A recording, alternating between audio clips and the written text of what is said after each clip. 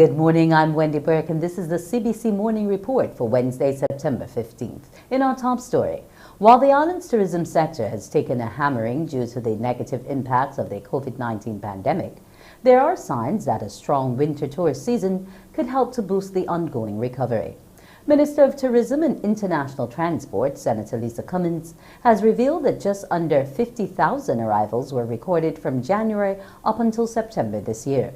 She gave the update during the Caribbean Tourism Organization's virtual destination briefing. Ms. Cummins says the figure is less than what the island is accustomed to having and represents a 71.2% decrease over the corresponding period for 2020. She says, however, the country is working to boost numbers from the U.S. market. We're actually preparing next month, hopefully, to go on the road and to have a number of interventions specifically in the US market. For the first time, what we saw with the advent of COVID was that the UK market, as a result of its closures, then we found ourselves in a position having an increased number of visitors out of the United States market. And so we have been pushing what we call the Sweet Summer Savings campaign in the United States market, and we are preparing to engage with our travel agent partners, our travel industry partners, with all of our tour operators out of the US market to ensure that we are able to further diversify even within our existing source markets. The tourism minister says aside from the Besto Santos laboratory, there are 2 hotels with on-site labs, along with the Bayview Hospital to conduct COVID-19 testing. She has also reminded travelers about recommended requirements for travel to Barbados, stressing they must test either in the airport or their hotels. And in order to be released from quarantine, they must show that they have that negative test result. So no one is cleared from quarantine to enter the community until after that has been completed. For unvaccinated visitors, and this is actually the minority of travelers, close to 90% of the travelers that are coming to Barbados from our major source markets are vaccinated. And so we have for unvaccinated visitors, persons are required to come also with a negative PCR test, but their quarantine time is 5 days. And they're required to quarantine for a period of 5 days, and then they take an exit test. And so the exit test then is done also by any of the local laboratories. And once that test has come back negative, then you are cleared. Next on CBC Morning Report, updates on the COVID-19 pandemic.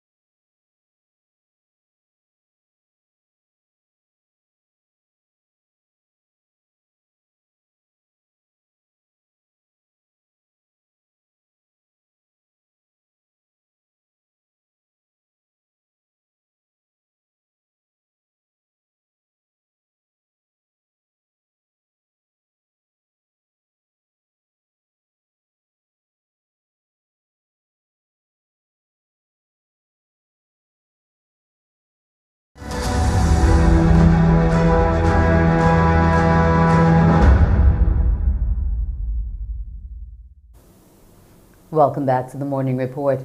There have been 69 new reported cases of COVID-19, comprising 30 females and 39 males. This after the Abesto Santos Public Health Laboratory conducted 1,771 tests on Monday. Of these latest cases, 16 people are under the age of 18 and the other 53 are 18 years and older. There are now 735 patients in isolation. Concerning the COVID vaccines, 35.6% of the population have received their second dose and are fully vaccinated. In the Bahamas, moves by the government to allow people to leave quarantine and vote on Election Day have been described as irresponsible. Not many, including some medical professionals, are not happy. No, I don't feel safe at all. I don't mind if they were to go to another location, put all the persons that are on quarantine to one general location to vote, and let everybody else go to their polling divisions. For some people, going to the polls on Thursday is now an extreme sport, with government allowing those in quarantine to come out to vote. This would put people exposed to COVID and perhaps those with COVID to be in line with everyone else. I do not agree with it. It's not comfortable, especially if you are working as a poll worker, because that put us at risk. The decision now leaving some to question if voting for them is worth the risk. But on the flip side, there are some who say it's just like going out among others on a daily basis, not knowing who has been exposed or who is infected. We don't know. Sometimes you don't know if you even have COVID, right? Because you may not have been tested. So it's a potential that anyone can come in there who may have COVID or may not. I think once we sanitize, socially distance, wear our masks, and do what we're supposed to do, we should all be fine, and people should be allowed to participate in this process. Well, I mean, once we take the necessary precaution and measures, I think it should be fine, keep the mask on, keep our distance. For weeks, government officials were hinting that perhaps those in quarantine would miss out on their chance to vote. Health professionals in the Ministry of Health, the ones who basically make recommendations, are recommending to the government that these persons not be allowed to vote. But Sunday night, the Office of the Prime Minister announced in a statement that those in quarantine would be able to leave to vote. Jamaica's government has been criticized for allowing the Carnival Sunrise cruise ship to dock on a no-movement day. The vessel was carrying 1,700 passengers. CVM Television reports. Arrangements were made for a few attractions to open to accommodate the visitors, but this triggered disquiet among the public, with some describing the government's decision as double standard. Assistant Vice President of Marketing and Communications at the Port Authority of Jamaica, Kimberly Stiff, says the benefits locally of a cruise ship coming to the island outweighs the negative narrative being fueled. There are a number of jobs or a number of roles that are provided to the average Jamaican person before the cruise passenger even leaves the port. So that narrative that it's a white man day, I'm not sure how it is substantiated, because there are various jobs, there are various persons, including security, janitorial services. There are a number of persons who benefit from a cruise ship coming here. This is the third cruise ship arrival following the reopening of cruise tourism in August 2021. Meanwhile, Chairman of the COVID-19 Resilient Corridor, John Biles, says the cruise lines are being monitored. Russian President Vladimir Putin is in isolation after people in his inner circle became infected with the coronavirus. But the leader himself has tested negative for COVID-19. He's had to cancel a trip to Tajikistan this week, but the Kremlin says that he's in good health. Putin has been fully vaccinated with Russia's Sputnik V jab. A day earlier, President Putin hosted Syrian leader Bashar al-Assad in Moscow. It's the first time they've met since early last year. They discussed how their forces will gain control of Syria's last rebel-held areas. Putin, who intervened to support Assad in the war in 2015, also criticized foreign powers who continue to back the opposition. The United Kingdom has announced the COVID-19 vaccine booster program for older and more vulnerable people soon, as Prime Minister Boris Johnson's government relies on vaccines rather than the further lockdowns to navigate the upcoming winter. More vaccinations, no lockdowns is the message from the UK's Prime Minister along with the admission that this time last year the rate of infections was much lower. In one way, our position today is actually more challenging. We have higher levels of daily cases, thousands more. But in many other crucial respects, the British people, all of us collectively and individually, are incomparably better placed to fight the disease. Over 50s will get booster vaccinations. School children between 12 and 15 can now be vaccinated. The government believes this will be enough to bolster an already successful vaccine programme that has greatly reduced the rate of people dying from COVID. The number of people dead now stands at 134,000. While an image like the National Memorial Wall should ensure no one forgets the vast scale of losses to COVID in the UK, across the River Thames, the government is projecting a new phrase: living with COVID. It's the new normal. And that comes with lifting many restrictive laws and dropping plans for COVID passports for major events and nightclubs, showing full vaccination or recent negative tests. I think it's a huge mistake, yeah. It's typical of them boys over there doing a U-turn. Freedom is what we fight for, and that's what we should have. While England is dropping the passport plan, Scotland is imposing one. And in Europe, despite sometimes fierce resistance, countries such as France, Germany and Belgium are using passports to good effect. What we've seen throughout this pandemic is that Britain, England in particular, stays as an outlier for many months while other countries get on and do the right thing, only in the end to relent and do that same thing ourselves. So it could well be that vaccine passports are a broad success in other countries and eventually the UK government introduces them for England as well. The government says a lockdown would be a last resort, but a plan B would mean COVID passports and other measures. However, there's some unease about not using face masks and other risks inside buildings. I certainly think that some venues are riskier than others, and we should, I think, in some venues still be requiring distancing. And I also think we should be investing in much better ventilation systems. And the fact that more cautious countries in Europe have lower infection rates than the UK doesn't convince some that death rates won't start climbing again. Time for a preview of what's coming up on Morning Barbados. And for that, we welcome Pearson Bowen. Thank you, Wendy. Good morning, everyone. When you join me here on Morning Barbados at the bottom of the hour, we will be talking a little bit about what we can expect in today's forum on youth with Roshana Trim. It's all part of the lead up to UNTAD 15, which starts in just over 2 weeks' time. Speaking of youth, IGT Caribbean is providing what they consider to be the literacy of the 21st century. What is it in, and how can it benefit the wider Caribbean and our young people in particular?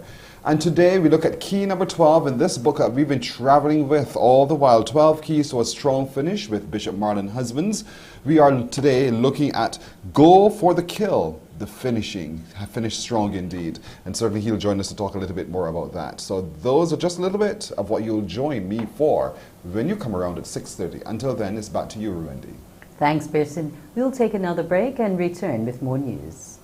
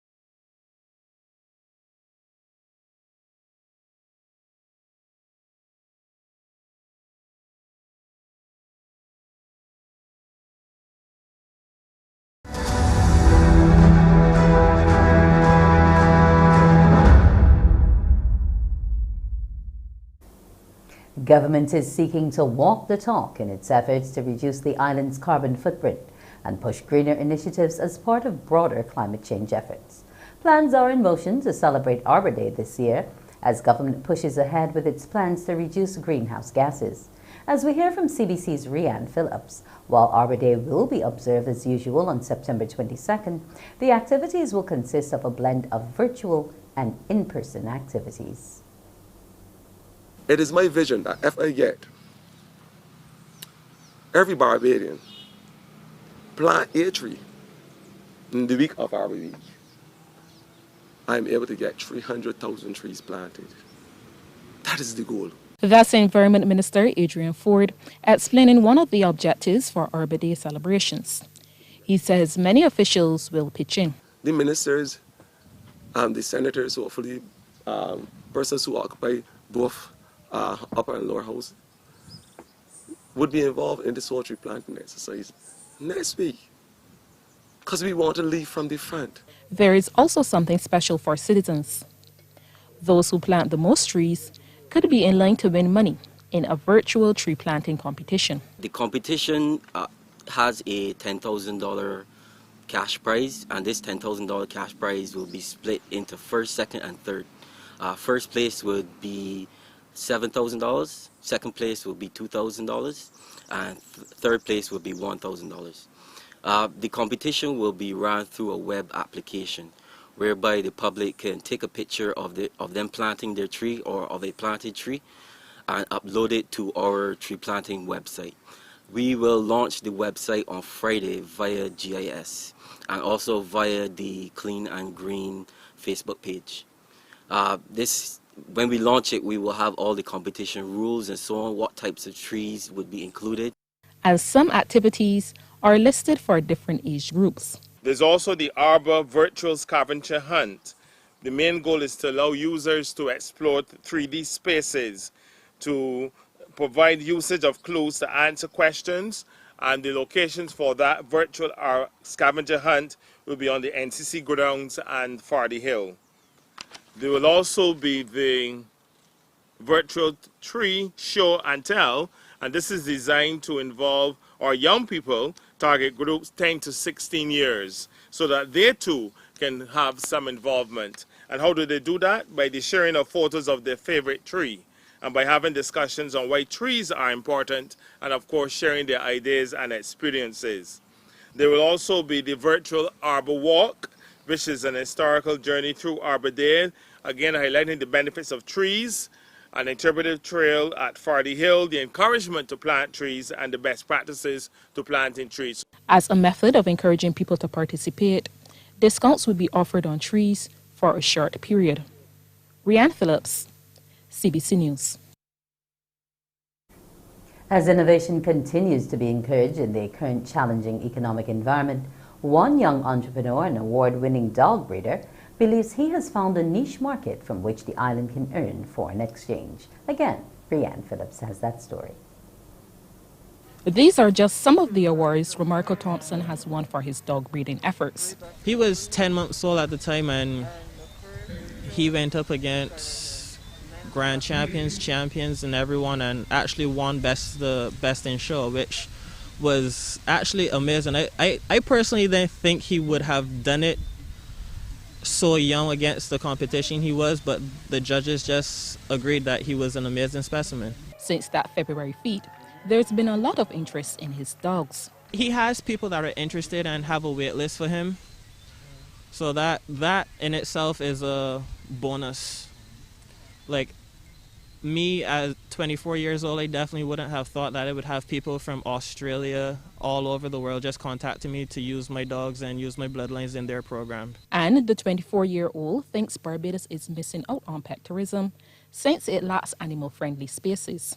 If Barbados made more places pet-friendly or dog-friendly, a lot more people would come with their animals instead of going to other destinations that they can take their pets with, which are more pet-friendly than Barbados, because it's only been recently that we've seen a lot of pet stuff inside the media. So now people are being aware that dogs aren't just things that you put in a kennel and leave and be like, I just feed you. Dogs are family to a lot of people. And Marco's efforts have been saluted by fellow kennel owners.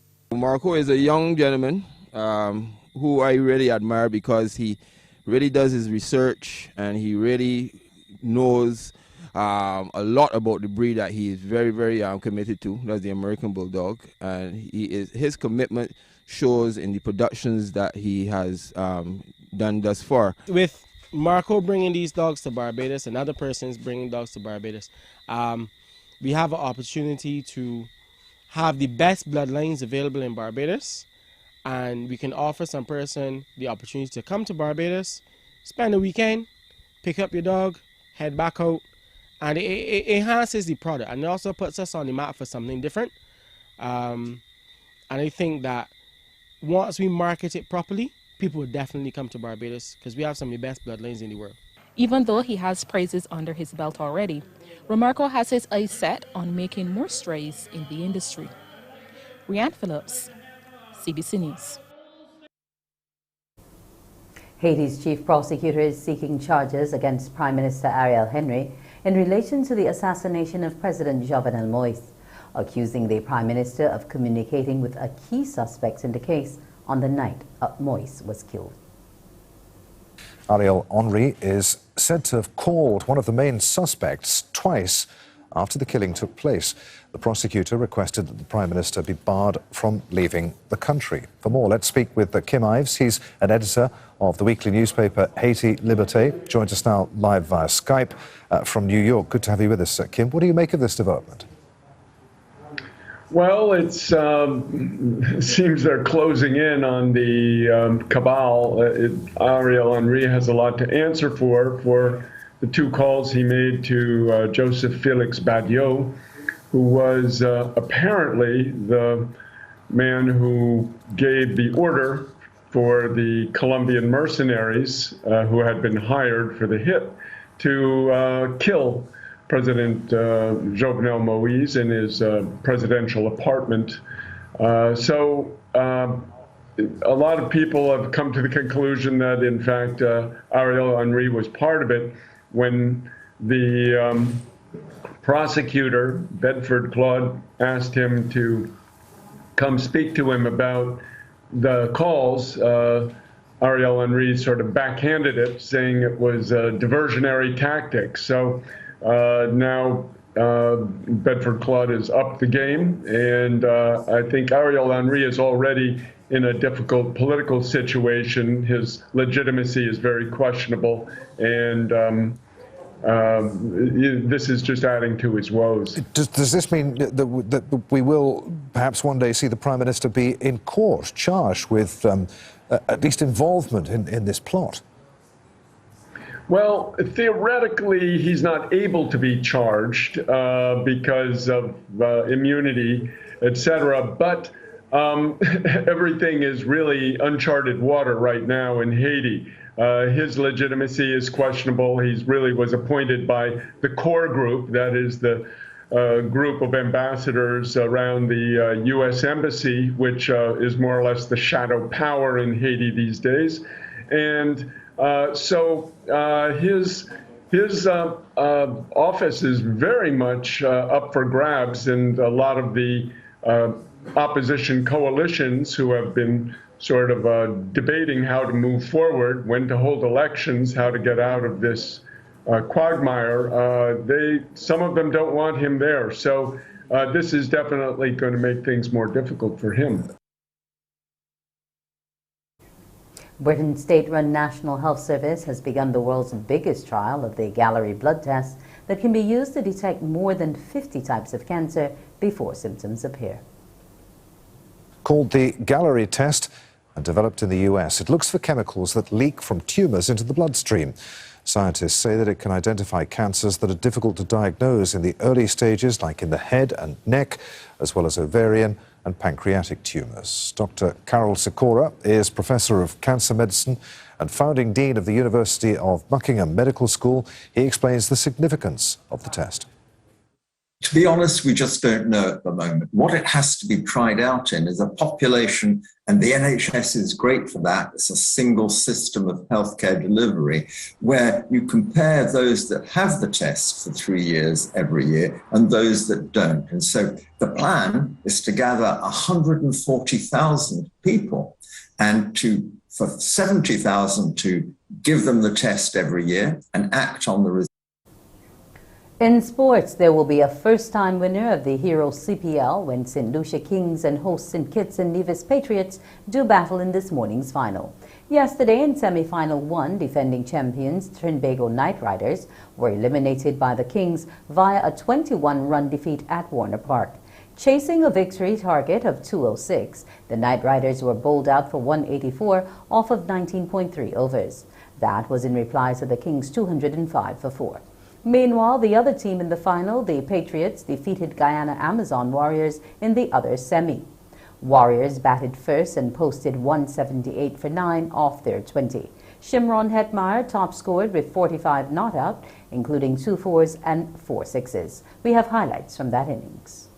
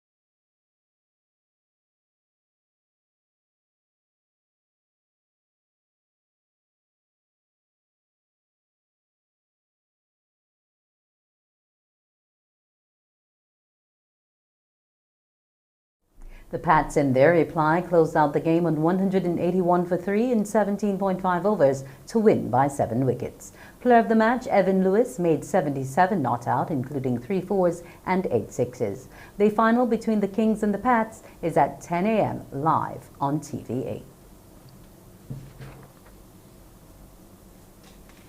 We are now going to take a look at today's weather.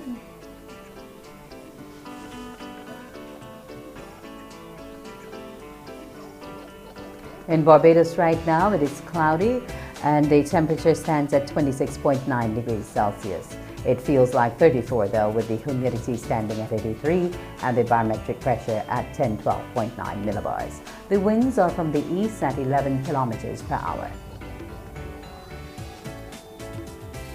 And our tides, low tide, the second low tide will be at 8 minutes past 5 this evening, and high tide will be at 4 minutes past 11. And the seas moderate in open water with swells ranging from 1 to 1.5 meters and increasing.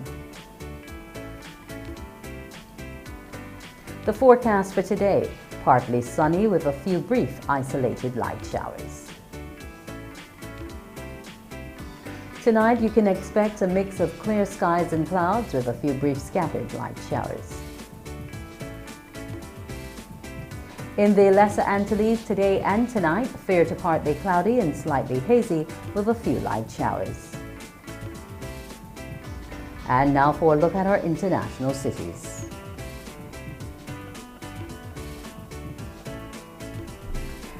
And that was it for this morning report. We'll see you at 7. Morning Barbados starts now. Wake up, wake up, wake up, wake up. Barbados, get up. Good morning. Good morning, Barbados. Good morning. Good morning to you. Good morning. Morning, morning, morning.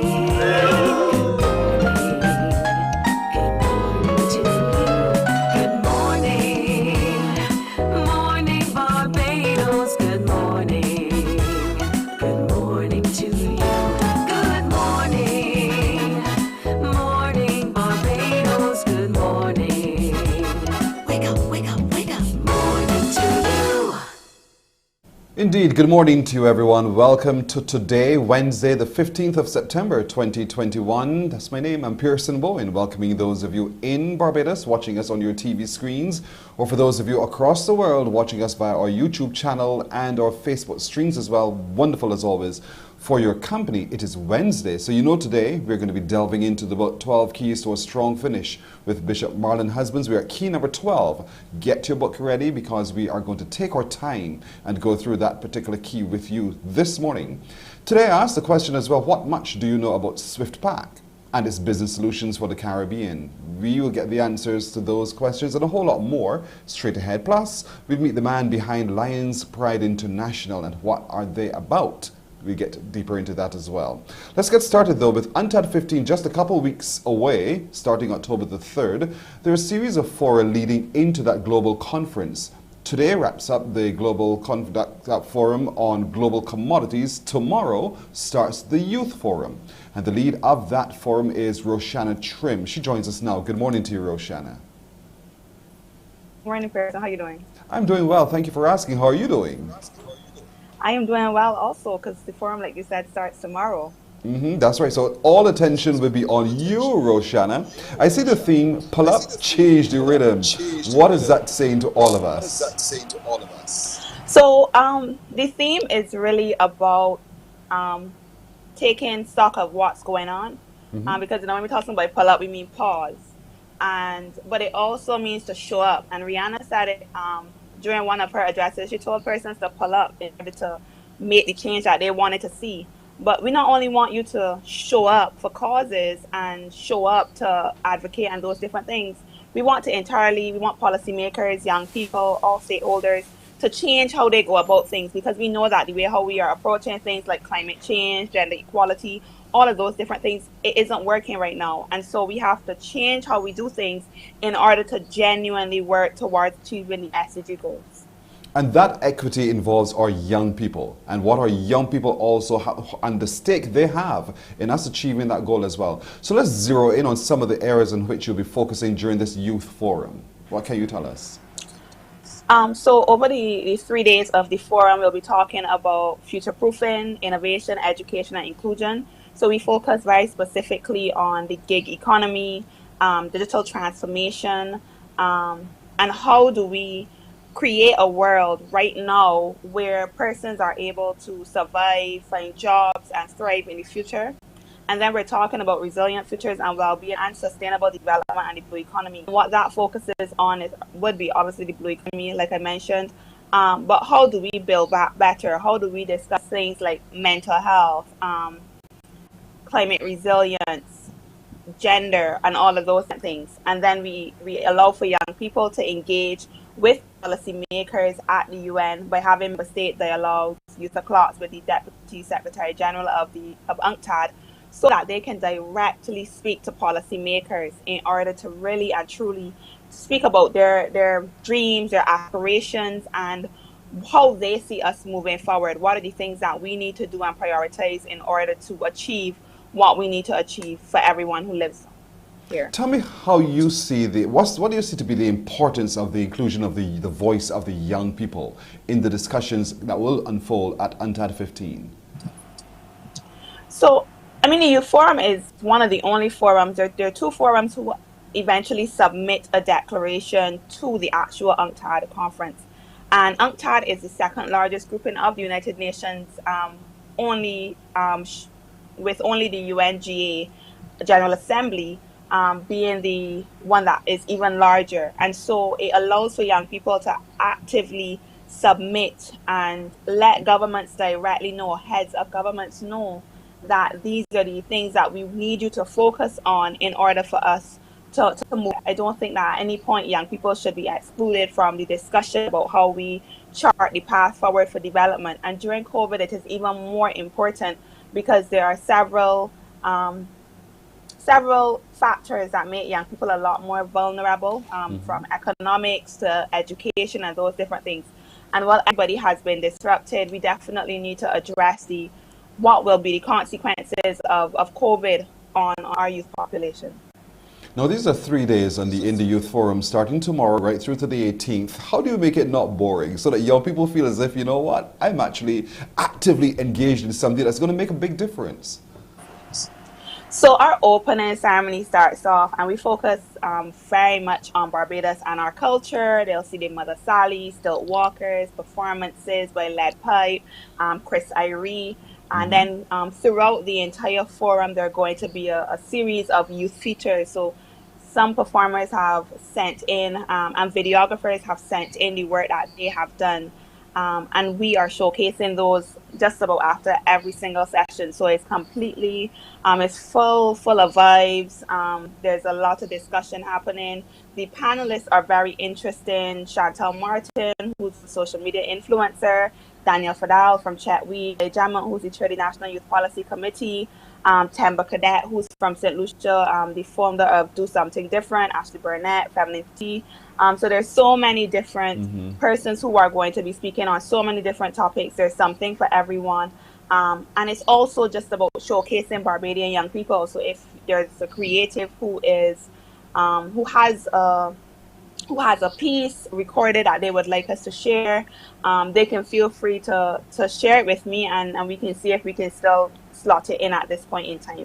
Somebody just said, what? Share it with you, girl. Tell me how to share it with you. So tell them how to make sure that you get it so that it too can be showcased.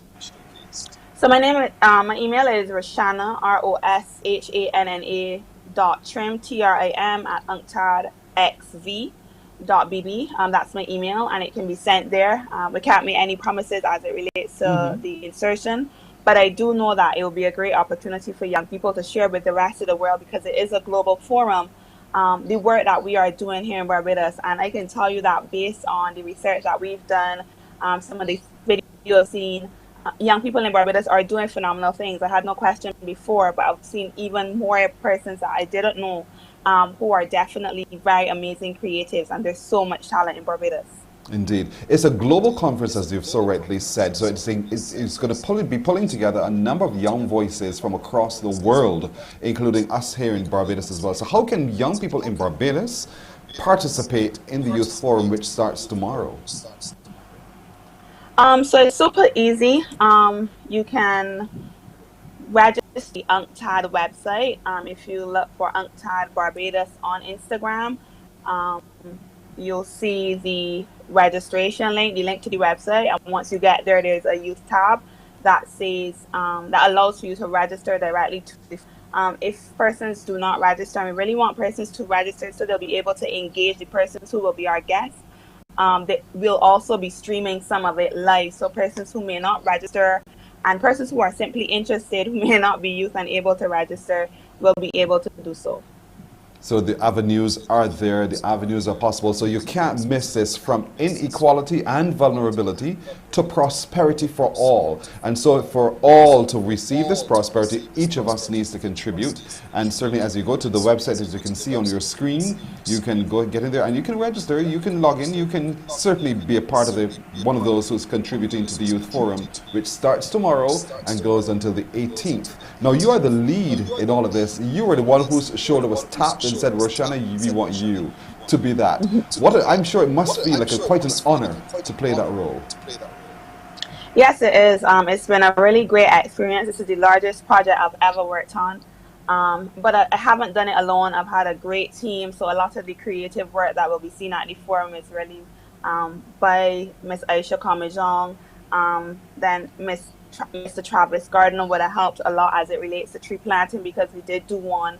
And so I've reached across out to young people who I know are willing and who do definitely volunteer a lot and who are interested. And we've been working behind the scenes for just close to a year in order to pull it off. So while I am leading, there are quite a lot of young people who have been assisting, and I could not have done it without them. Do you get the sense that this is a start towards real change, real acceptance of points of view from young people? Do you get that sense leading into this?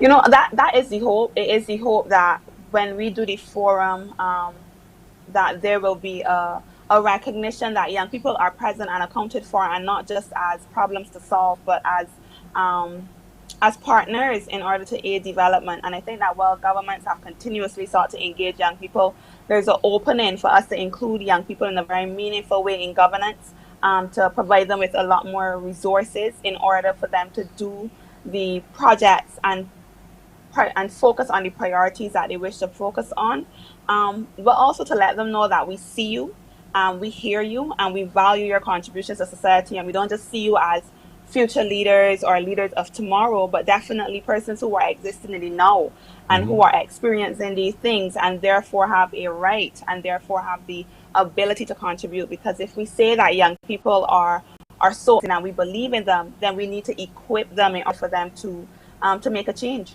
Very well said. I'll give you a minute to appeal to young people watching today and prove to them why it's so critical that they do engage in this youth forum, which starts tomorrow.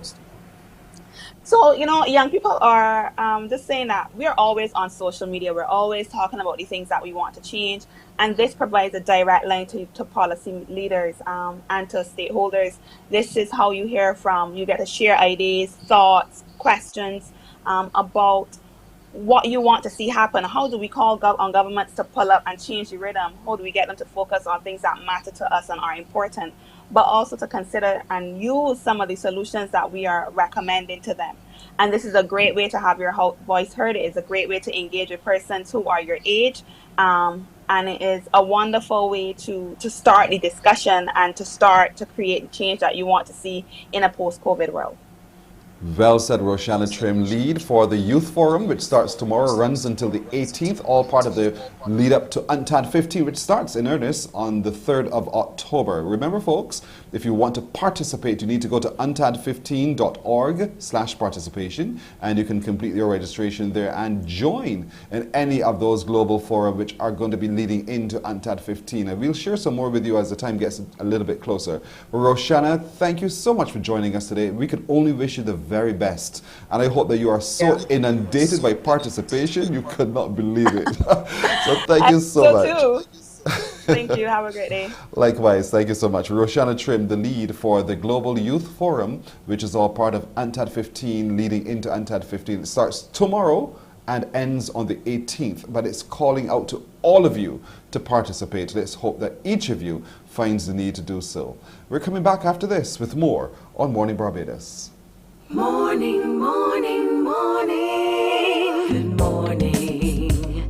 Good morning to you.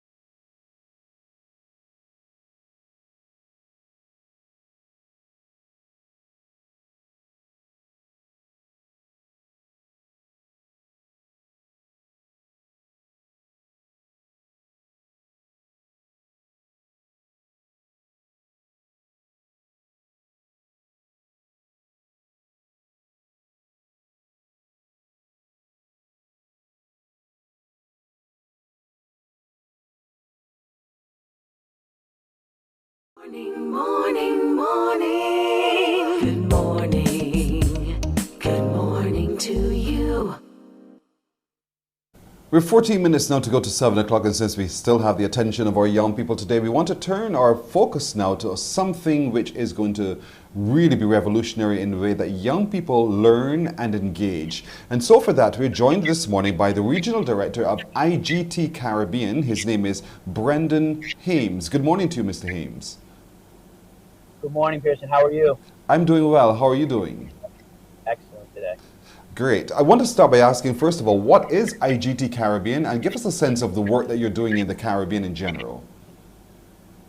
Sure, absolutely. And to do so, we've been a business participant in the Caribbean since 1989. We're a global technology company who works in the gaming and lottery space.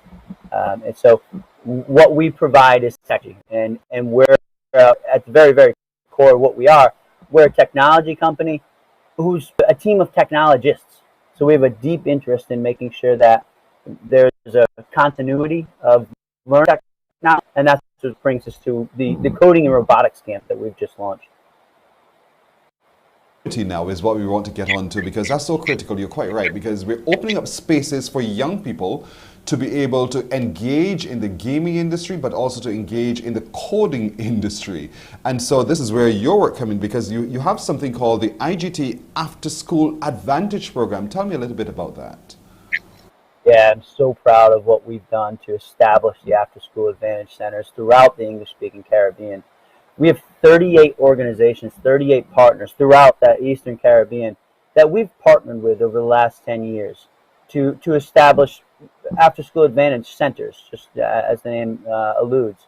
So in establishing those partnerships, we've donated whatever the needs are of those centers in that surrounding community, whether those are computers, printers, software, specialized software, whatever it is that's kind of customized for those centers, to make sure that those that infrastructure is able to provide access to technology and the skill sets of technology to the youth in that area and who use that center.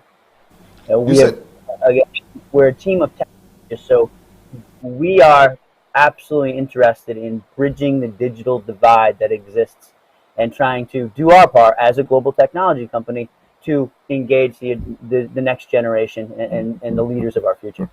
As with any course of study, it's understanding the rudiments. And so you're talking about, as you've said, the literacy of the 21st century, which is coding and gaming and a whole host of things. So walk us through how IGT Caribbean, working with the Caribbean young people, is doing so, and what do you see to be the spin-off benefits from doing so? Yeah, so what we've done is we really now evolved our After School Advantage Center program, which is, the interest that's been shown here has been phenomenal. Your genuine interest you've shown here is very thankful to help us, share that story. But where we've evolved is really getting feedback from all those students. We've literally had thousands of students who have gone through our After School Advantage Centers throughout the English-speaking Caribbean, and we continue to get feedback from those students. And some of that feedback we've begun to get over the last probably 2 years or so has been an interest in learning more about coding and robotics. And those areas, coding certainly we know very well. Robotics was a bit new to us. So what we did was, we've established a content sharing platform, if you would. We've brought together 36 students from 5 different countries in this coding robotics camp, the first coding robotics camp, and we've established a curriculum, that we've partnered with the Mona Geoinformatics Institute in Jamaica, with the University of West Indies, to help establish a curriculum that's really geared towards these students using the fundamentals of coding, so that they're able to really start to appreciate coding, but also really apply and learn coding. And coding is something that's in our everyday world, whether we realize it or not. So it's something that we think is vitally important, and we're excited about what's evolved here so far.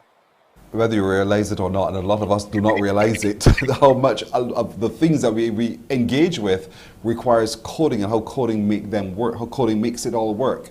Now, it is also part of what I believe to be the approach by most governments on ministries of education about STEM, you know, science and so forth. Is that also a part of what you're doing? And I'm just trying to get a sense of the disciplines that our young people will come out with that would help them through everyday living in the Caribbean. Yeah, 100%. So, you know, our regional governments have all had a very, you know, big focus on STEM education. Absolutely.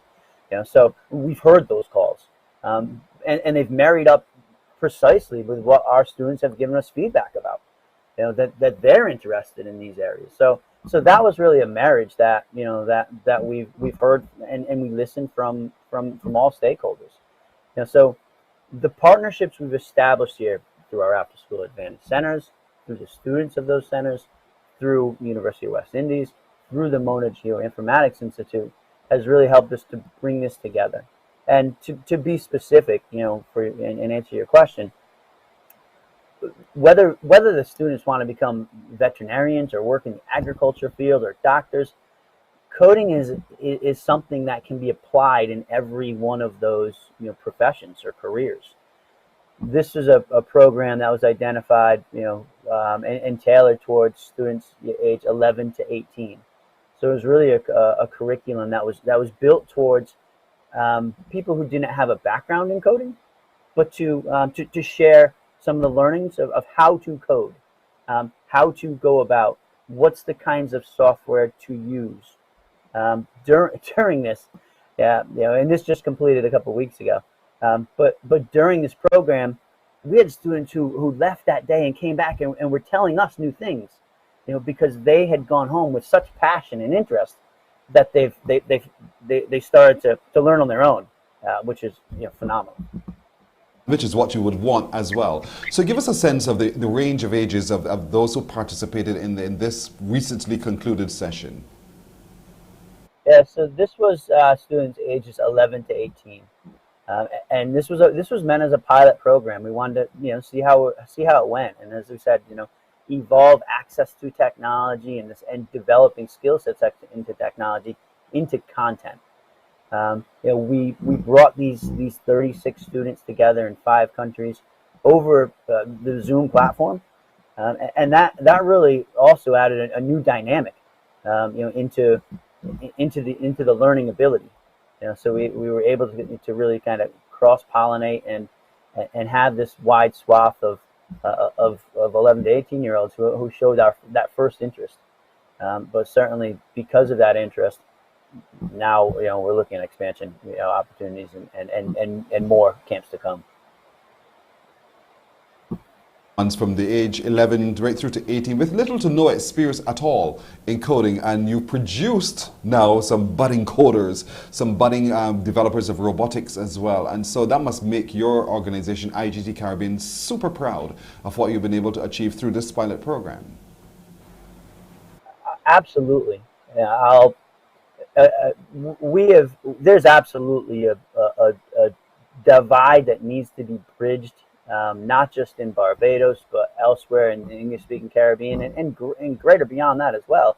So it's not unique, but a divide that needs to be bridged when it comes to technology. You know, you just, you know, spoke with Roshana right before this, and the work that UNCTAD's doing, and, you know, one of my takeaways from that is the vulnerability, you know, turning into prosperity. But young people are doing such creative things, and that gap of technology access has to be filled, you know, to make sure that, you know, all of our young people have, you know, equal footing and access to, and the ability to have an outlet to learn something new and something that's they can use in the future. You know, so that's you know, absolutely our future, and something we're extremely proud of what we've been doing for the last 10 years in establishing the after-school advantage centers, but now as we evolve into content. The child listening gets fascinated because the child sees itself doing things it likes to do, robotics, coding, and the like. The parent, however, watches and says, I'm not so sure there's a lot of scope for my child. through this. So what do you say to that parent who has that resident, is a little bit hesitant about engaging their child in this?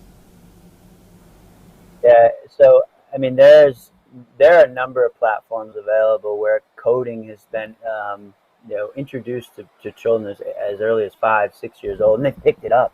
They have such intimate knowledge of how to use technology. It's there within them. It's just providing the access to and the ability to utilize that. What we saw in this camp was not surprising to us. We had deep passion that came through from all of our students, and it's been so overwhelming that the amount of contact and organizations that have contacted us since this has ended, whether it was the supervisors of the after-school advantage centers who said this was phenomenal, I have 6, 7, 8 more students who want to participate, or it was some of the supervisors of the after-school advantage centers, some who did not participate in this first pilot program, who have been in touch and said, we're all in. Yeah, so the response has been absolutely well beyond our belief, but certainly something that we see the demand for, and we're going to do everything we can to make sure we're advancing this program. And that's good to hear, because the first one ended in August. When is the next one? Now that you've completed your pilot, I'm sure you're going to sit around the table to decide how you're going to do the next one. When can we expect it to be?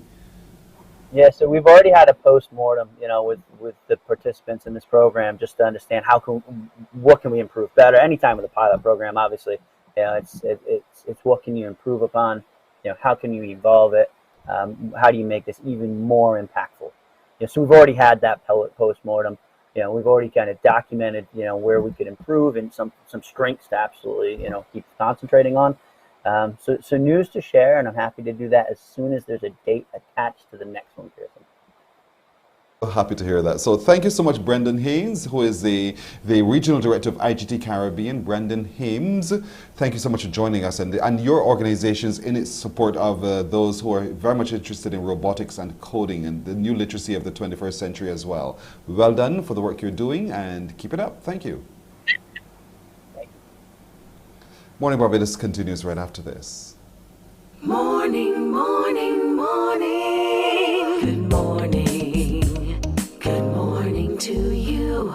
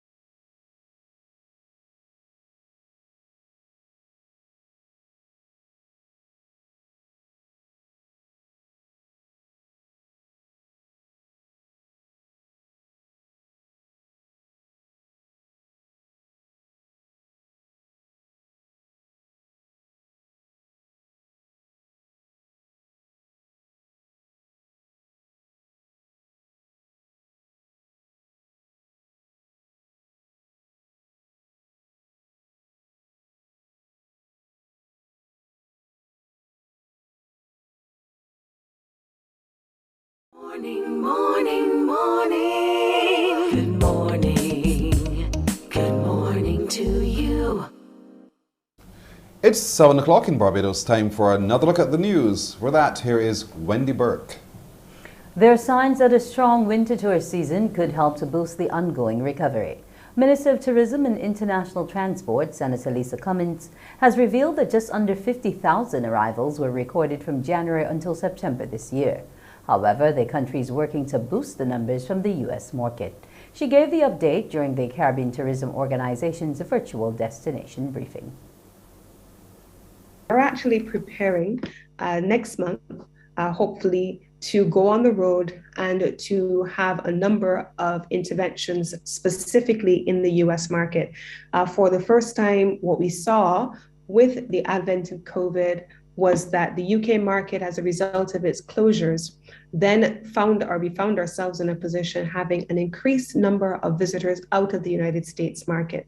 And so we have been pushing what we call the Sweet Summer Savings campaign in the United States market, and we are preparing to engage with our travel agent partners, our travel industry partners, with all of our tour operators out of the US market to ensure that we are able to further diversify even within our existing source markets. Haiti's chief prosecutor is seeking charges against Prime Minister Ariel Henry in relation to the assassination of President Jovenel Moïse, accusing the Prime Minister of communicating with a key suspect in the case on the night Moïse was killed. Ariel Henry is said to have called one of the main suspects twice after the killing took place. The prosecutor requested that the Prime Minister be barred from leaving the country. For more, let's speak with Kim Ives. He's an editor of the weekly newspaper Haiti Liberté. Joins us now live via Skype from New York. Good to have you with us, Kim. What do you make of this development? Well, it seems they're closing in on the cabal. Ariel Henry has a lot to answer for the two calls he made to Joseph Felix Badiou, who was apparently the man who gave the order for the Colombian mercenaries who had been hired for the hit to kill President Jovenel Moïse in his presidential apartment. So a lot of people have come to the conclusion that, in fact, Ariel Henry was part of it when the prosecutor, Bedford Claude, asked him to come speak to him about the calls. Ariel Henry sort of backhanded it, saying it was a diversionary tactic. So now Bedford Claude is up the game, and I think Ariel Henry is already in a difficult political situation. His legitimacy is very questionable, and this is just adding to his woes. Does this mean that we will perhaps one day see the Prime Minister be in court, charged with at least involvement in this plot?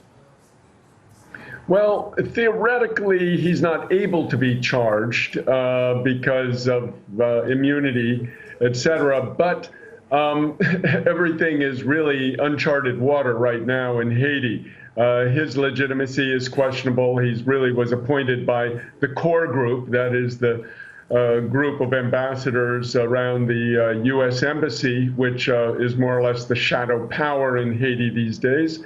And so his office is very much up for grabs, and a lot of the opposition coalitions who have been sort of debating how to move forward, when to hold elections, how to get out of this quagmire, some of them don't want him there. So this is definitely going to make things more difficult for him. Russian President Vladimir Putin is in isolation after people in his inner circle became infected with the coronavirus. But the leader himself has tested negative for COVID-19. He's had to cancel a trip to Tajikistan this week, but the Kremlin says that he's in good health. Putin has been fully vaccinated with Russia's Sputnik 5 or Sputnik V jab. A day earlier, President Putin hosted Syrian leader Bashar al-Assad in Moscow. It's the first time they've met since early last year. They discussed how their forces will gain control of Syria's last rebel-held areas. Putin, who intervened to support Assad in the war in 2015, also criticized foreign powers who continue to back the opposition. Well, it's back to you, Pearson.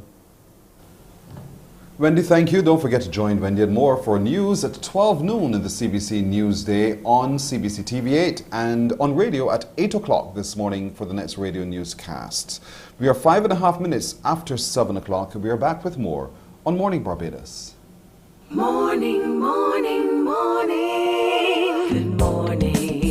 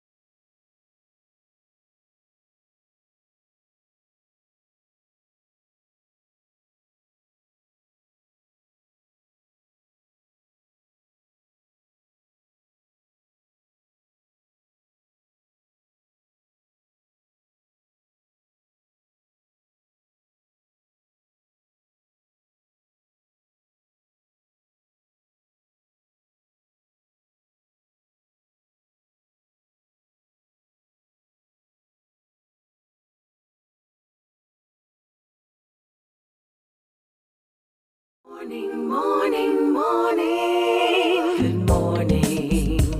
Good morning to you. It is 7:07. Time for you to call me now on 228-5562 or 228-5563. I have a question for you. It is in today's Crumbs question of the day. So get on your phones now. Call 228-5562 or 228-5563. Here's a question. How many Crumbs Bakery locations are there? Yeah, we asked you this before. I hope you did your homework. How many Crumbs Bakery locations are there? 228-5562 or 228-5563. Call me, get it right. You get to win with Crumbs Bakery today.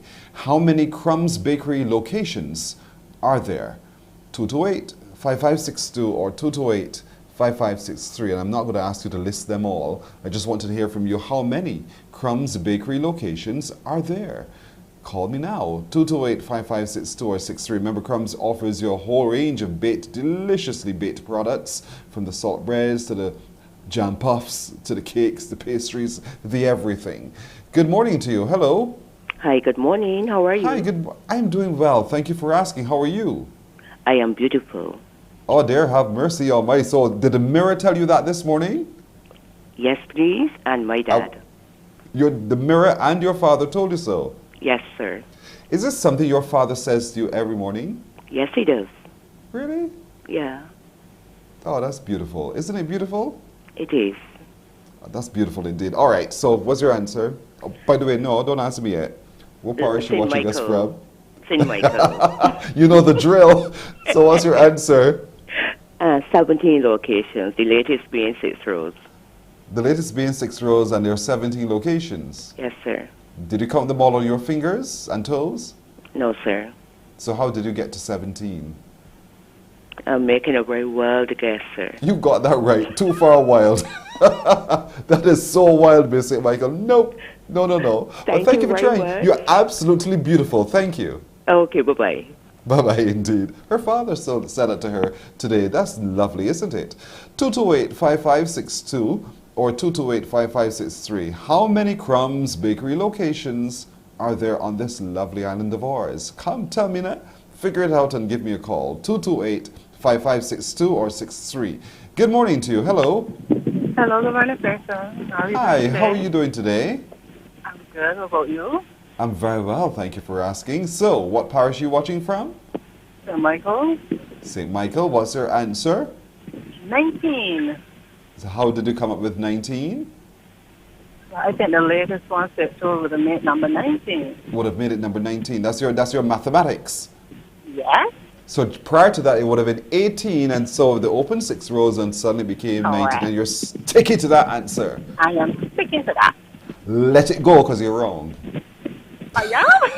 If you're wrong. Don't hold on so long, girl. You are so wrong. Thank you for trying, though. Thank you. She's sticking to that answer. She's sticking on to the wrong thing.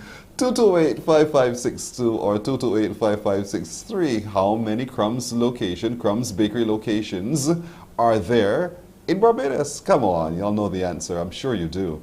228-5562 or 228-5563. All of you far-flung parishes, what happened to y'all? Can't you get through? The numbers are 228-5562 or 228-5563. Those are the numbers to call. You could win too. You can win some wonderful baked products from Crumbs Bakery. Good morning to you. Hello. Good morning. Hi, how are you doing? Well, thanks, and you?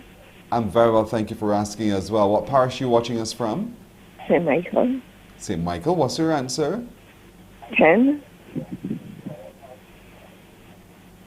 What should I tell you? I am correct. What would you want me to tell you now in response to your answer of 10? That I am correct. I can't tell you that. Okay. Because then I'll be lying. You're not right at all. Thank you for trying though, okay? Thank you. Somebody from somewhere. Do we have to change the number so we can get more people coming in from the different parishes? 228-5562 or 228-5563. How many Crumbs Bakery locations are there? So far we've heard 19, we've heard 18, we've heard 10, and they're all wrong. So how many Crumbs Bakery locations are there? They say to me, give a clue. I'm not giving a clue. You know me. I'm not easy. Good morning. Hello. Hello, good morning, Pierce. Hi. How are you? I'm great this morning.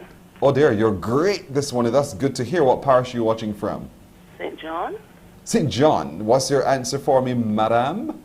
I'm going to say 14. You're going to say 14. Yes. I'm going to say you're wrong. Okay. No problem. You had your say, I had my say. Fair, right? Yes, please. All right. Thank you, Miss St. John. Nope. That's all right. Jeez, oh, Brad, the time I need to wrap up. Listen, folks, do your research because this question coming back, you better believe it, it's coming back. How many crumbs locations are there? That's the question of today, today's crumbs question. No answer, no correct respondent rather. And certainly I want to wish you all the best in your research for the next time that question comes around. A break, and when we come back, there's more on Morning Barbados. Morning, morning, morning. Good morning. Good morning to you.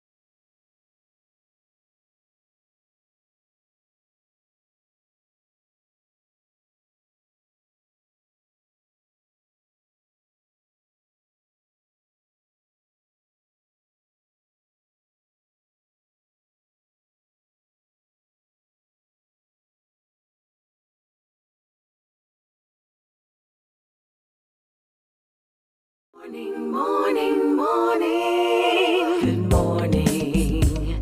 Good morning to you. 14 and a half minutes after 7 o'clock now as we turn our attention to I Choose Life, the project indeed. We're joined this morning by Timothy Redboy Kelman, who's the director of Lions Pride International, to talk a little bit more about that. Good morning to you, Timothy. Pearson, good morning, sir. Great to see you again, man. Same thing here. Good to see you again as well. How has it been going though, Lions Pride International?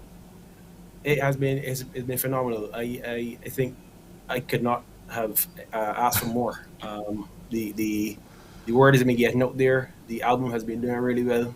People have been watching the music video and commenting, and of course now we're into the next phase now of the I Choose Life project. Yes, campaign. indeed. So, Now, for yes. anybody who has joined us for the first time, who didn't know what the Lions Pride International is all about, remind them what it's about. Right. So Lions Pride International is a local entity, and our mandate really is to see the establishment and the sustainability of a community of spiritually, emotionally, mentally, and physically strong men. And the whole premise for that is that we realize that if men come into the full understanding of the purpose that Yahweh has created for them, everybody in society good. Everybody, person, right? Children, women, right? And a lot of the stuff that we're seeing now in the media, which is causing us sleepless nights, headaches, all the violence, that stuff will come to an end, because the reality is that it is the perpetrators of many of these crimes are men, and there's a reason for that.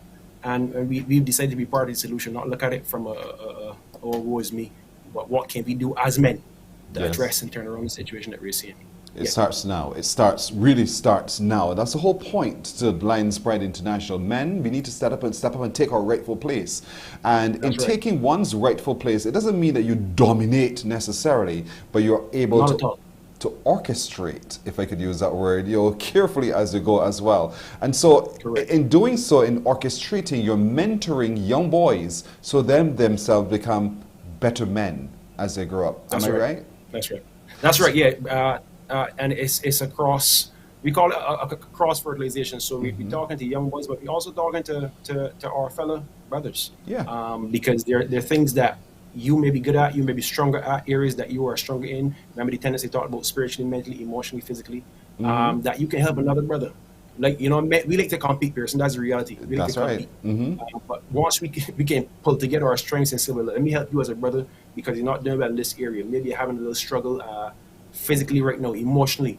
You're not coping with the challenges, which is what causes a lot of these youngsters now to take up the weapons and to lash out because they're not Yes. coping mentally or emotionally, you know what I mean? So if we can reach out, have even the senior men now who've had experience now come and say, listen, youngster, well, I see where you're at. I know it looks rough. You want to make this decision that is going to threaten life, yours and others. This is what you did. You can get past this. So it's that kind of cross-fertilization that we've been working on to promote, you know what I mean? Going after the mind, going after the mind, going after the mind. And the then- heart. And the heart. I was, listen to me, you taking my words out my mouth. Yeah, man, for sure. That's all right. But then we're on the same page here. That's what we're going after, the mind and the heart, because when those two work in wonderful combination, there's so much good that we can actually do. And so part of the good that you're doing is now opening up. You've done some music. Now you're opening up in other ways that we're looking at the creative arts of our people. So talk to us about what you're doing now. Right. So you did mention music, and for those of you who want to see what we've done there, you go to www.lionsprighteinternational.org, and there you'll see the music video. We as we told you last time, we created a fire 10-track album, and this is a free gift to all of our Barbadian people, actually worldwide, promoting the whole concept of choosing life, Yes. and anti-violence. And now we're into the I Choose Life project. So we have 5 amazing campaigns, competitions, which we've launched. And let me go through them as quickly as I can. So we have Ride the Rhythm. Ride the Rhythm basically is for those of you, personally, I don't know if you sing, I don't know if you chant. I heard a little talk earlier about singing, but for those of you who are verse between the ages of 11 and 29, and you can drop on the strategy rhythm, which is the rhythm that you're going to hear on the track. We have some prizes for you. And then for those of you who are not like me, but hard for the dancing, right? That's something called Dance on the Rhythm. So if you can come up with, it could be you by yourself, it can be a group of you, you can come up with some fire moves using the track that's available on our website. We want to give you prizes again, right? And then for those of you who are great with your words, so we have something called poetic justice. So a lot of people can put pen to paper and creatively come up with words to express how they feel about what's going on. So I was telling somebody recently, that my family has experienced the bitter end of gun violence. We've lost a family member that way. And there are lots of emotions that come with that, and lots of thoughts that come with that. So it's not just a case of how you can stop it, but maybe how did you feel going through that being a victim of that? Put it together, poetic justice, and we have some fantastic prizes there for you too. Then we have Life It Up. So those of you who are graphic artists, those of you who are great with computer, if you're great as a fine artist, and you can come up with a poster which depicts the theme choose life, anti-violence. However you choose to put that together, we're going to award you again. And then, Pearson, the one that is dear to my heart, I told you last time, something called Colors of Life. Yes. Now, this one is for the very, very tiny people.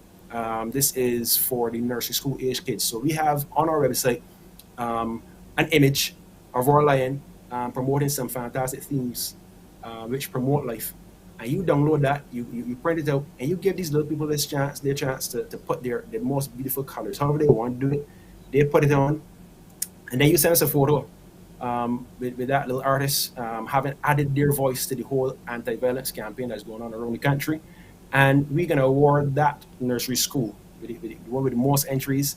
We can promote all the little people. We can promote all of them. But we're going to award that nursery school a color makeover, compliments of our team of guys. And the guys who are on the album, the guys who are the thing, we are the ones who will be doing the work too. So we don't just talk at this thing, Pearson. We up there, we actually putting ourselves up there. So we're creating a positive outlet for creativity, because I think part of the challenge is that some of these youngsters, and even some of the stuff that you've been hearing that you don't want to hear, there's creativity there. It just needs to be harnessed and pointed in the right direction. And that's what Lions Pride is there to do. And that's what we're trying to do with this I Choose Life project. It's so all-encompassing, so broad, but yet still it is so rich and real for our society as well. So we just need to go to lionsprighteinternational.org, and on there you will find all the details, all of the elements of competition in which you can engage. Correct. And each of us has a skill one way or the other, whether we can chant, we can dance like you, or we can do a whole host of other things. However you can do it, however your artistic expression is, we have you. And we're also on IG for those who are more IG forward. So we're on Lions Pride INTL on Instagram. But please go on, engage. If you know somebody who is young, who is now looking for that outlet, point them here. I told for the nursery school people, I know your kids are not back at schools yet, but register before the 29th of September because the 29th is the deadline.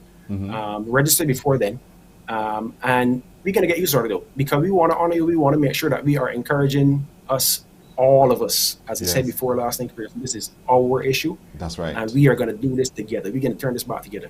You know, we're gonna see new stuff in the media. We can see more of Roshana. We can see more of people doing positive things, young people, because we have taken it on as our problem to end the violence that we're seeing across our country.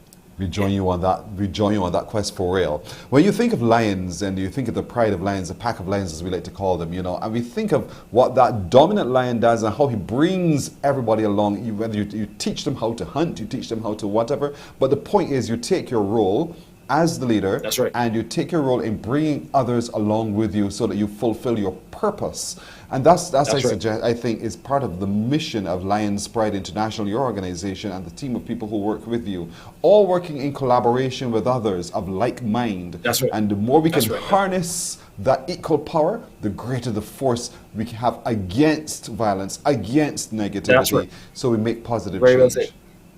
Very well said, Pearson. I'd say take your words from your mouth too. No, yeah.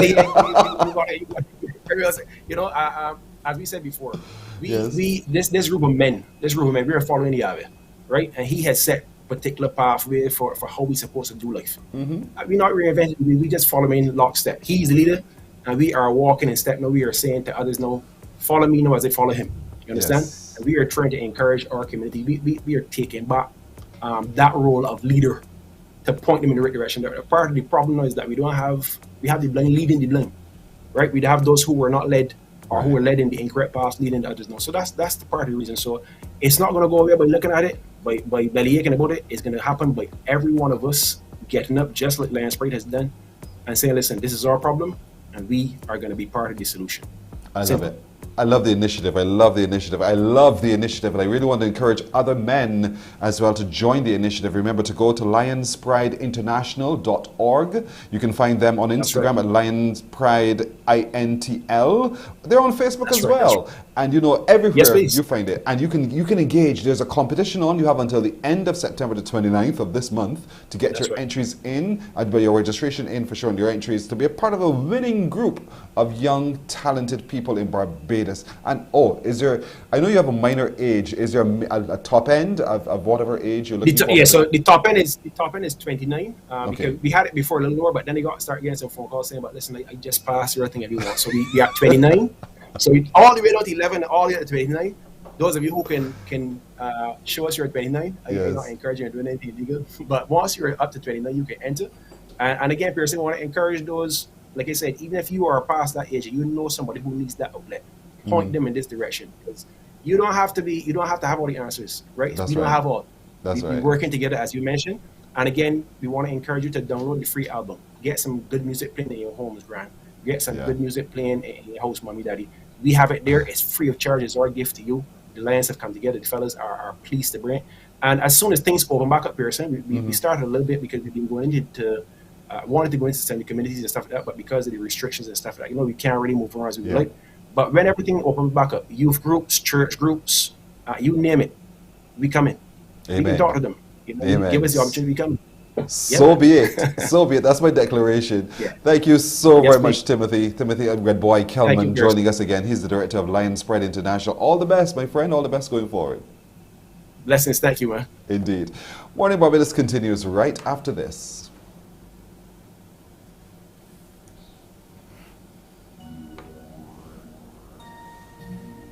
5, 4, 3, 2, 1, 0. All engine running. Liftoff. We have a liftoff.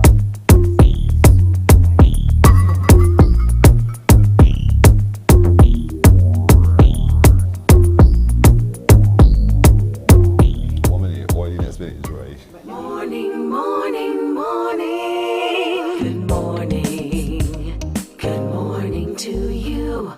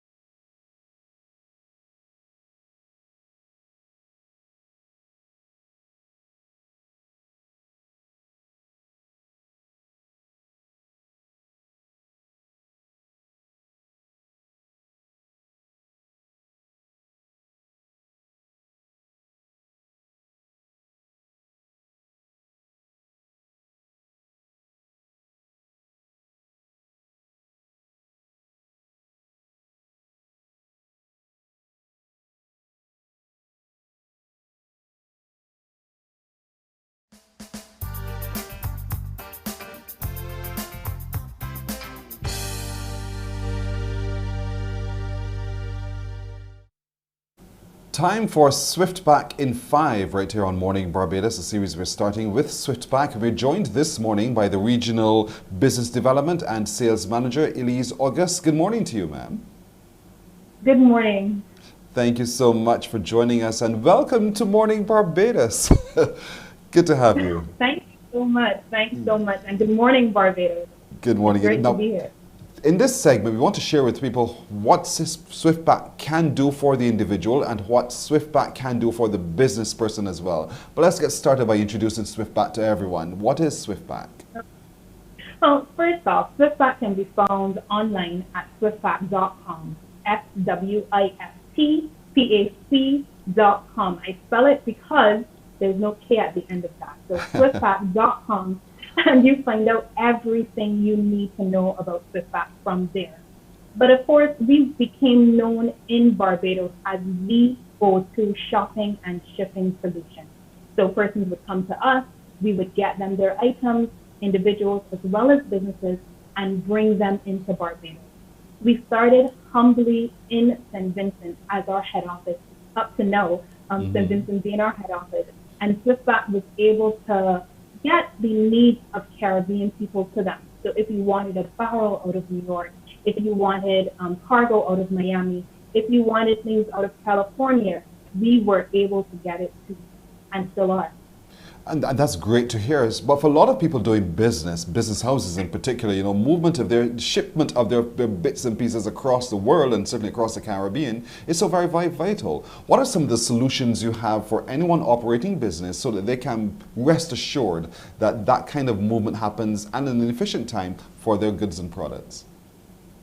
Okay, well, we offer both importing and exporting for commercial products or goods, regionally and internationally. I say regionally because we service to Dominica, to St. Vincent, to St. Kitts, to Grenada, everywhere across the Swiftback network. But then also we import things internationally. So from Miami again, from New York, from Doral, our warehouse in Doral, from China, anywhere you need to get items, Swiftback provides that solution. We don't only do it for businesses, for companies. We also do that for individuals, again with the barrels and boxes and small packages and cargo. And then we also provide that to small businesses and micro businesses as well. That is so good to hear. So how do you do it though? How does Swiftback import and export goods across the region? Well, when we first started, we would use other carriers to bring our items in, much like everybody else. You want to bring something in, you use another carrier and you bring your items. Of course, we recognize that that's not the best way to own your own product. You need to have some ownership in order to make sure you can fulfill the needs of your clients, of the customers. So we went about figuring out just how we can own our own product. And we've done that through relationships with Interprime Air Cargo. So we're agents for them. That's what allows us to get the items from here to St. Vincent, to St. Lucia, and get them back from Dominica, back from St. Thomas, back from St. Croix. They are how we are able to do that. And then internationally, which I'll mention a little bit later, but internationally, we also make connections with SkyMax Cargo, who we are also agents for. That way we can own our products a little bit more. Well, since you've mentioned internationally, because, with the whole challenge of COVID-19, destinations borders being closed, shipping lines being affected by all of this, how did that impact Swiftback and its ability to meet the concerns and the needs of your clients? Well, honestly, COVID-19 presented many, many challenges for all businesses. Actually, every single person. It was a difficult time. It was an impossible time, really, to live and work and trying to get used to what the new normal is. I have to say is now, not was, is. And honestly, our business model was absolutely no different. No different at all. It was a difficult time. Shipping itself, everyone would say, everybody needs to order things online. Everybody needs to import items. But that also meant higher demand. And higher demand, well, it's a great thing. To be very honest, it definitely presented quite a few challenges in the market, not just for us, but internationally, of course. There were fewer trucks because of the increased demand. There were fewer drivers, so not having staff complement to get things from one side of the USA to the other. There was a shipping container shortage, or rather there still is a shipping container shortage, meaning that there was no place to put goods into in order to get them to Barbados or to St. Lucia. So that forced a lot of air cargo as well. And last year, you may have remembered that, some airlines decided to change their passenger craft, which were not being used, to cargo craft. And that is because of the increased demand, just trying to fulfill the needs of persons in our network and persons across the world. So in what other ways did SwiftPack adjust your business model? Because, naturally, all of it has impacted everybody. We've all been forced to, in business, look again at what we do, how we do what we do. What have you been looking at, and how are you changing to respond to the new normal? Well, we have literally changed our entire business process. Last year, as I mentioned, was challenging. We had a high influx of customers, and we didn't have sufficient staff to handle the customer base that we then received.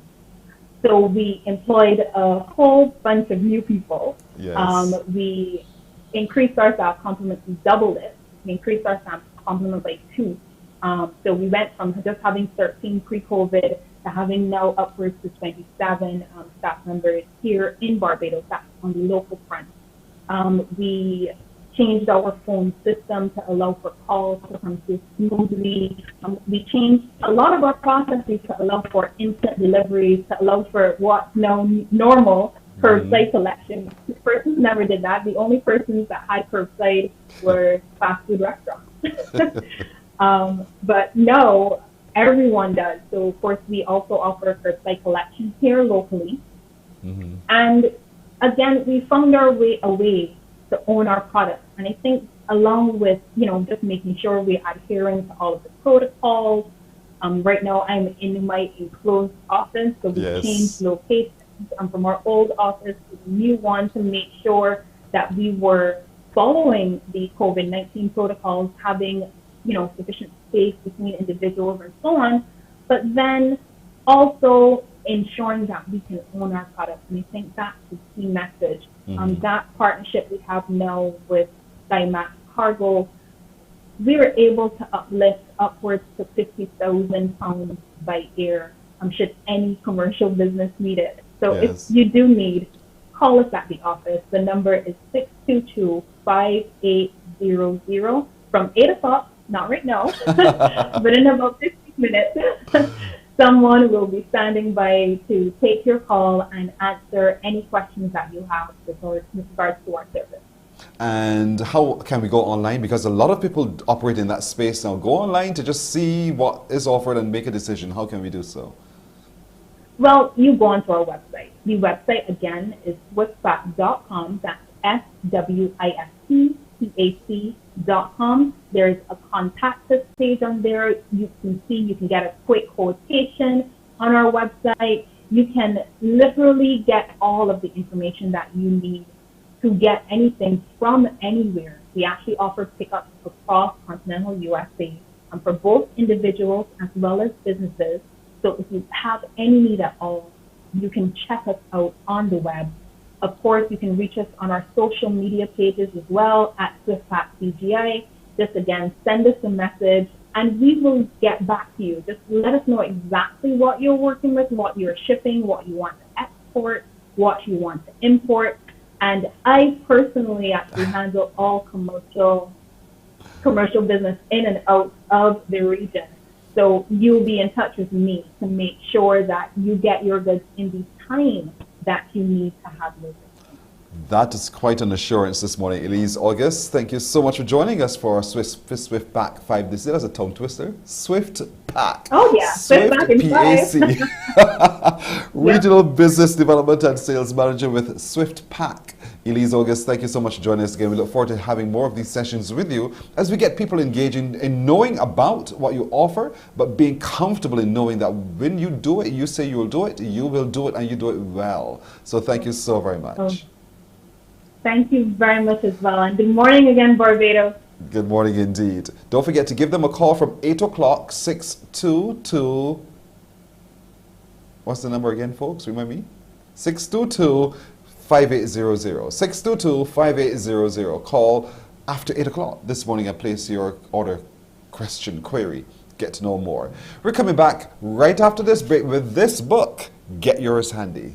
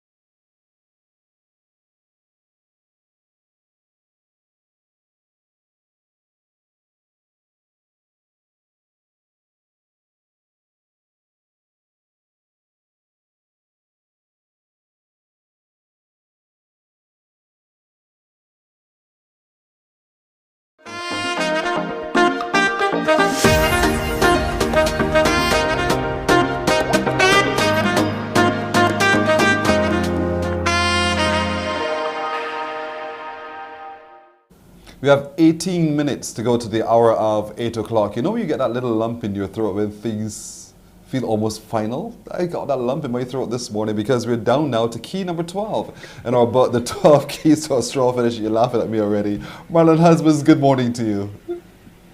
Man, I am here laughing at you, man. But you know what I mean, right? When things are looking final and you get a lump.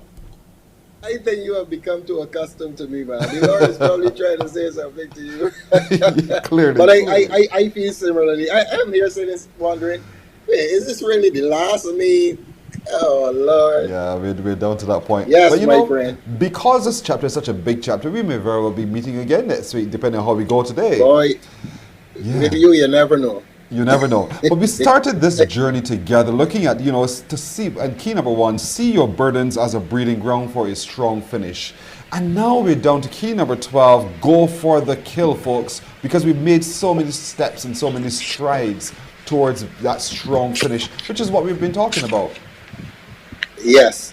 And so it is, and it's a progression. It's really progressive.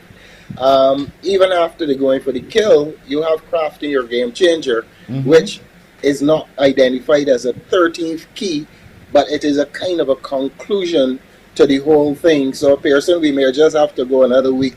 I hope you have the space. We'd always have the space for you, my friend.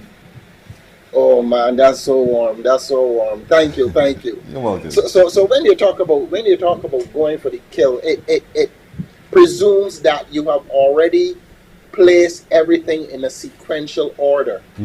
And now you have set the enemy up. Now you have exhausted the challenges. It is now time to come home and bring home the bacon, so to speak. And that's what going for the kill is about. We have looked at it. We have gone through and examined our burdens. We have looked at priorities. We have looked at the favor of God.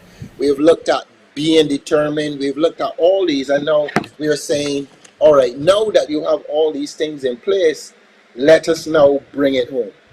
Indeed. So a fight, you say here, is a battle between two opponents, but there can only be one winner. Be that winner. And so as this chapter is unfolding, it sets us up for understanding that we're at that stage now, how to be the winner. And that's why I think it's so critical about this particular key. Yeah, so immediately it zeroes in and zones in on your mental capacity. It places now the picture in different perspective. So hey, I mean, in any fight, there are two opponents, but there can only be one winner. But here is it, and by the time we get to grappling a game changer, you will understand why this becomes so important.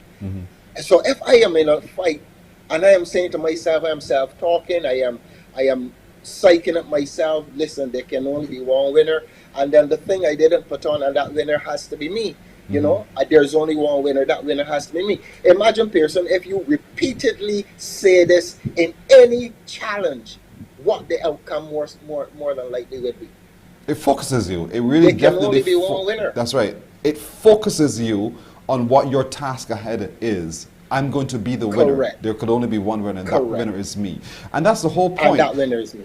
I'm going to link it now to Nehemiah's experience for everyone, so that you can see how we've, over the months, we've been looking a lot at Nehemiah and learning from his experience. So liken that to Nehemiah for me. So Nehemiah, remember when he started out in the palace, he asked the king for permission to go and do the work of the Lord. Right. The king granted that permission. So equally, when you talk about being a winner, Nehemiah did not leave the king's palace. Remember, if you serve a king, you're already serving in a place of authority. Your mentality is set. You are posturing yourself for an outcome that is desired by you and not framed up by your opponent.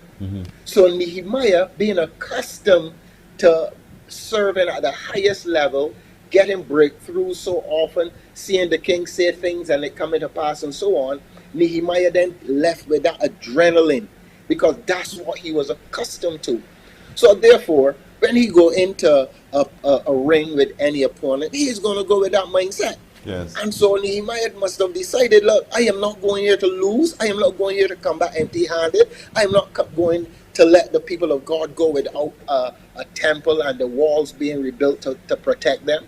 So he was of that mindset. And I believe that's where the construction and configuration of this concept came from, because it puts you in a good frame of mind to face your challenges.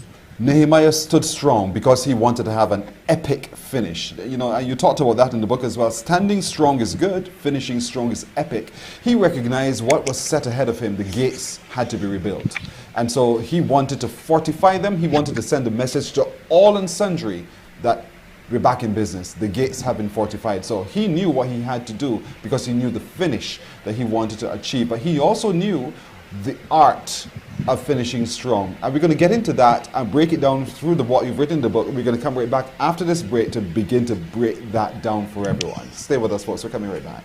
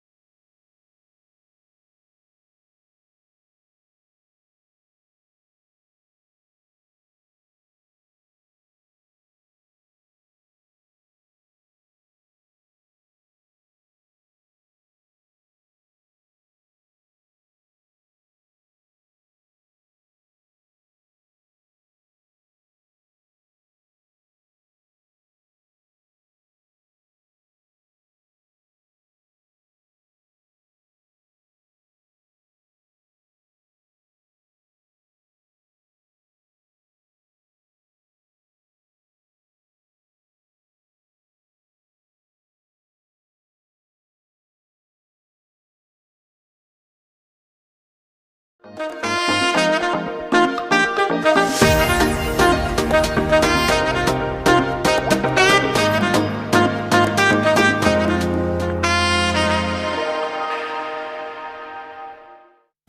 you could stay with us because we're at key number 12, or 12 keys to a strong finish with Bishop Marlon Husbands. And I want to look now at you because in the book, Marlon, you said that, you know, to finish strong, it's an art, a bit of an art.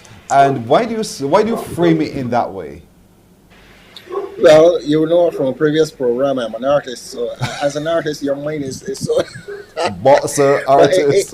But I tell you, but more than that, it is something, it is a skill you have to develop. Yes. So when I say it's an art takes practice to perfect. So therefore, you have to constantly practice the laws that govern success. You have to constantly and repeatedly do it. And not only that, but in the face of acid tests and sometimes even in the face of failure. Yes, but it requires the right attitude. Attitude. If you don't have the right attitude, you cannot now develop those skill sets to practice your craft, to be quite artistic at finishing strong.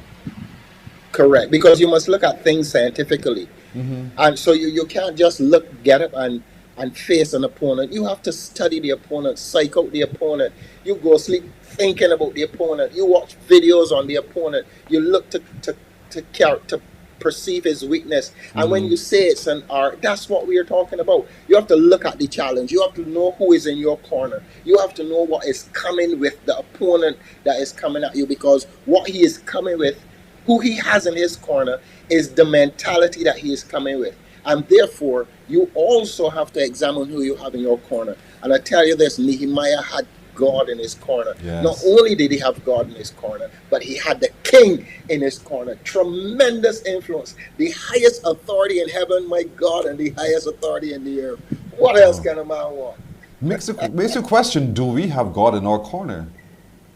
That's a question for That's everyone why we to have answer for themselves today. That's why but Pearson, that's why we have been here for the past several months. Yeah, I know. To encourage people, have him in your corner. He is there right now waiting to be in your corner. Indeed, indeed. So in breaking it down, you gave some tips for guaranteeing that we can finish strong. Tip number 1, you says, humble yourself before the God of heaven. Humble yourself. And we know what pride does. It goes before the fall. Is that in line with that particular concept of pride going before the fall? Yes, pride going before the fall. But what is interesting in this context is that I made a point that Nehemiah understood the mess he was going to. So understanding the mess postures you for humility of spirit, because when you look at the mess compared to your strength and your capability to make it better, then you realize you trump up short. So what do? You humble yourself before the master of the universe and ask for his support. And that's what we are talking about there. The mess is bigger than you can manage. You're so right, because a lot of times we see something, we all jump up and say, I can, I will, I want to, and then you meet obstacles along the way and you really realize that you're really quite fragile. But Nehemiah took a different approach. He saw the mess, he knew the gates were destroyed, he knew there was something needed to be done. What did he do first? He prayed. He prayed. He recognized the God of creation, the God of heaven, and he went to him first because he humbled himself. And too many times we think ourselves so powerful and beyond our own capacity that we lose our humility. And so step number 1 in crafting that art to a strong finish is to humble oneself. Yes, understand the mess you're confronted with. And that's why it is called a challenge, because it tests and it challenges your resolve. Why else would it be considered a challenge if it isn't zoning in on something that threatens your existence? So true. And then tip number 2, appreciate the role of significant others in your life. Break that one down for me now. Wow, that's when you're talking about leveraging the influencers you have around you. Leveraging those relationships, and that's what we are talking about. That appreciating those significant roles of others around you, those who have the influence. The king had the influence. And then as Nehemiah moved in for the kill, he realized that there were others, so he sought the leaders. He sought to connect with the leaders, and so he broke it down systematically. And that's what we have to do, and hence the artistic nature of any challenge. Yeah. We don't live alone. We don't operate alone. No man is an island. And so there are other people who can help us in this journey. Seek them out. Always. Associate There are oneself always. with them. Build up the capacity to be able to finish strong. And that's the whole point. You know, don't try to take on the fight on your own. Humble yourself before God, Exactly. and then seek the assistance of those who are necessary to help you achieve the particular task at hand. Exactly. And what it tells us is that we should expand the corridor of our relationships. Mhm. And I mean to invest in valuable relationships, not only because of what you believe the person can do for you, but also because of what you believe you can carry to that person. Because relationships are so structured that, you know, it is an ordinary play out. Yeah. You bless me, I bless you. You bless me, I bless you. I bless you, you bless me. And that's a normal course of the law of relationships. So, you leverage, you extend that corridor. A lot of people find difficulty, though, in finding the right people in their corner. Because, I don't know for whatever reason, but there are several reasons that people do have for finding it difficult to associate themselves with people who can help. Why do you think that is? Well, I can attempt to answer that question because the Bible says he that needs a friend must first show himself friendly. So the deficit is in the self-worth of the individual. So if I feel incompetent and I see a competent person, that incompetence is going to overrule, it's going to kick in, and my brain is going to say, I am not able, I am not capable, I cannot win that person's attention, that person is not interested in me. So it really starts with your self-worth and mustering a wholesome self-worth. Boy, you see what I tell you? This is so big that we have to continue this next week. I told you, because folks, this is really, really rich. And we're talking here about going for the kill, the art of us finishing. Yes, don't tell me about it. But is 8 o'clock already? Yes. Would you believe the time is ticking by? When I looked there on the clock just now, I thought, oh my goodness, where did the time really go? So as a few takeaways, because we will continue this and developing the art towards having that very strong epic finish when we go for the kill. We started by talking a little bit about, you know, acknowledging that, you know, you're not alone. The fight is yours, but you can be a winner. You can be the one who wins because you can have that epic finish. But first, get the skill, the art of being able to finish strong as well. Humble yourself before God. Humble yourself. Be deliberate. Be deliberate and about every intentional. challenge you're confronted with. That's what it is. Just be deliberate about every challenge. Do not let a challenge just trump upon you and you just recluse and decide that you are defeated. No, look at it again. Think about it. Look at who you have in your corner. Look at the opposition in their corner and make sure that you craft the strategy to kill that opposition. And I'm not talking literally here. I don't want nobody to tell me I'm a killer. That's not it at all. So folks, we're going to leave it there for today, Marla, but next week, should God spirit life, we're going to pick this up and we'll continue on those tips towards crafting that art to that strong finish. And don't forget, folks, if you need to, and you need to, get a copy of this book. You really do need to, because it's a great resource. It's a great guide, a map towards a strong finish. And many of us are faced with everyday challenges and we need to have that strong finish. Call Marlon on 232, write it down quickly, 232-3961, 232-3961, or you can call the office on 431-0016. The book is also available on Amazon. And I hope very soon we can have that huddle we've been talking about so we can get people really engaged. I'd love to hear from all of you. How has this really helped you? What are some of the challenges you've been able to overcome? And what are some of the principles you've been able to employ as well to overcome those challenges? Marlon, I look forward to seeing you again next week. God's Spirit Life. Same here, my friend. Blessings. Right. Likewise. And that's it for today, everybody. Thank you so much for joining us. We do look forward to your company tomorrow, be it God's will. Until then, good morning.